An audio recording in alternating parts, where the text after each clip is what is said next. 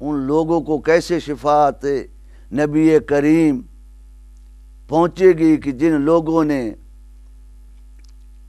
رحمت للعالمین کے وصال فرماتے ہی ان کے پیاروں کو، ان کے ٹکڑوں کو، جگر گوشوں کو ستانا، جلانا، در بدر کرنا، گھروں سے دور نکالنا، ان پر ظلم و ستم شروع کر دیا۔ آج کل ایام سیدہ سکینہ بنت الحسین کی شہادت کے چل رہے ہیں۔ آپ جن کا ایمان سے تعلق ہے وہ سنا کرتے ہیں کہ کربلا میں امام حسین علیہ السلام کی ایک بیٹی چھوٹی 3 سال کی تھی، جسے سکینہ کا نام مولا نے دیا تھا۔ مولا کو اپنی اس بیٹی سے بہت پیار تھا، بہت پیار تھا۔ فرمایا کرتے تھے مجھے وہ گھر اچھا نہیں لگتا جس میں رباب اور سکینہ نہ ہوں۔ کربلا سے لے کر شام تک اس سکینہ نے کتنے ظلم و ستم اٹھائے، اور کون تھے؟ اس سکینہ کی جد کا کلمہ پڑھنے والے، وہ اشقیاء، وہ ملعون لوگ جو اپنے آپ کو مسلمان کہلواتے تھے۔ رسول کے صحابہ پر بھی ان کا بڑا ایمان تھا، اور انہی کی قوم تھی۔ وہ رسول کی اولاد کو ذبح کر رہے تھے۔ اور سکینہ بنت الحسین وہ ہیں جس نے 3 سال کے سن میں اپنے بابا کے گلے پر چھری پھرتی ہوئی دیکھی، خنجر پھرتے ہوئے دیکھا۔ عزادار و روایات بتاتی ہیں کہ جب مظلوم کربلا، نواس رسول، جگر گوش بطول، دل بند علی آخری ملاقات کے لیے آیا، مستورات سے آخری ملاقات کرنے کے لیے آیا، مولا جب خیمہ سے باہر نکلے ملاقات کر کے اور گھوڑے پر سوار ہوئے، ذوالجناح پر سوار ہوئے، تھوڑا آگے چلے تھے کہ مولا کی سواری رک گئی۔ حسین نے دیکھا تو نیچے قدموں کو جناب سکینہ پکڑے ہوئے صدا بلند کر رہی ہیں کہ بابا ہمیں چھوڑ کر کیوں جا رہے ہو؟ مولا گھوڑے سے اترے اور اپنی بیٹی کو اٹھایا، فرمایا بیٹی سکینہ میں تو آپ سے الوداع کر آیا ہوں۔ کہا بابا آپ جو جا رہے ہیں میدان کی طرف، میں کس کے سینے پر سوؤں گی؟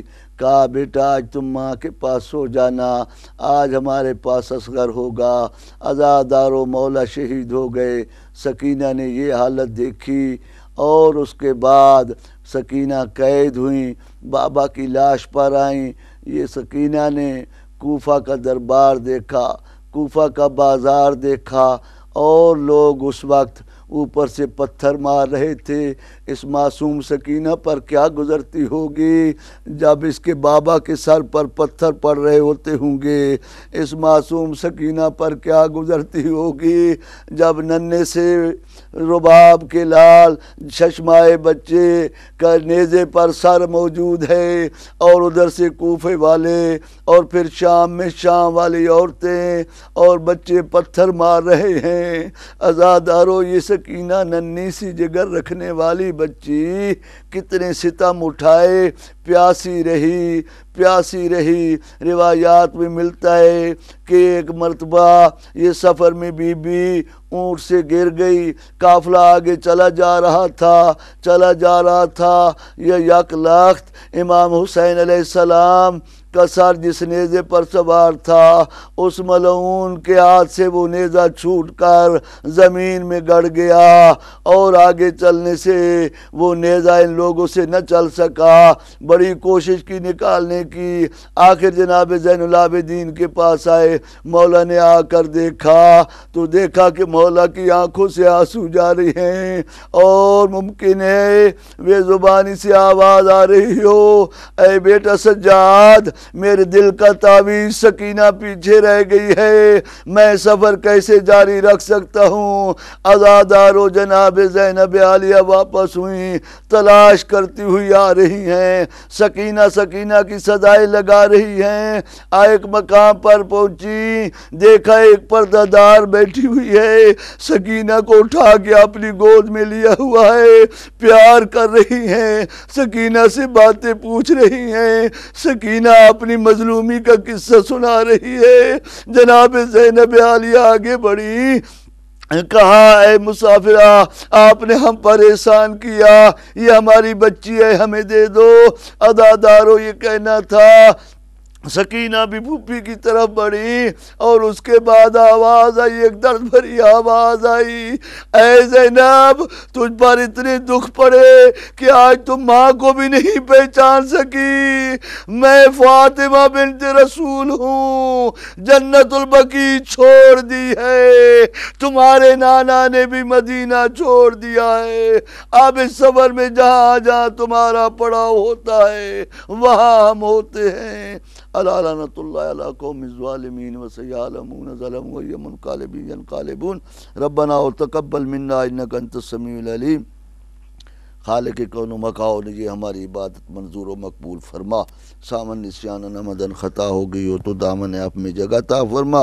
بار الہ ہم برگاہ الہی میں دعا گو ہیں کہ اللہ تبارک و تعالی سیدہ نثار فاطمہ مرحومہ اور سید محمد عارف زیدی مرحوم کی 4 معصومین کے صدقے میں، اور خاص کر اس معصوم بچی جناب سکینہ بنت الحسین کے صدقے میں ان کے مغفرت فرماتے ہوئے جنت میں ان کے درجات بلند فرمائے، اور ڈاکٹر شہرازی صاحبہ کے ہر قسم کی دینی دنیاوی مشکلات دور فرمائے، ارضی و سماوی بلیات و آفات سے محفوظ رکھے، اور ان کے اہل خانہ کو ہر قسم کی اللہ تبارک و تعالی نعمات سے نوازے، اور ان کا گھر جو ہے ہرا بھرا اور ہمیشہ خوشیوں سے مالا مال رہے، سوائے مظلوم کربلا کے یہ اور کوئی غم نہ دیکھیں، اور اللہ تبارک و تعالی ان کے گھر کے ان 2 مرحوموں کی اور دیگر ان کے گھر کے مرحومین ڈاکٹر شہرازی صاحبہ کے مرحومین سب کے لیے دعائے مغفرت کرتے ہیں۔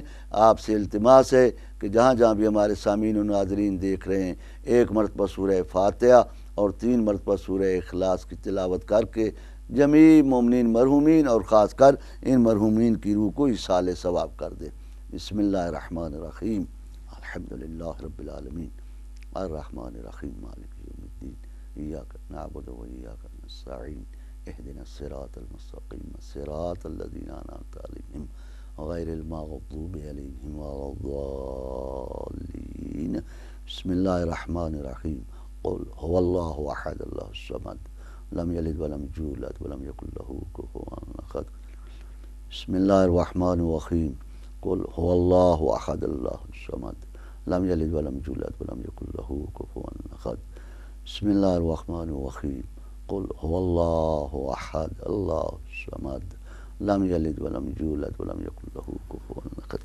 ربنا تقبل منا انک انت السمیع العلیم، بحق الحسین جدہ و ابی امہ و اخیہ و برحمتک یا ارحم الراحمین۔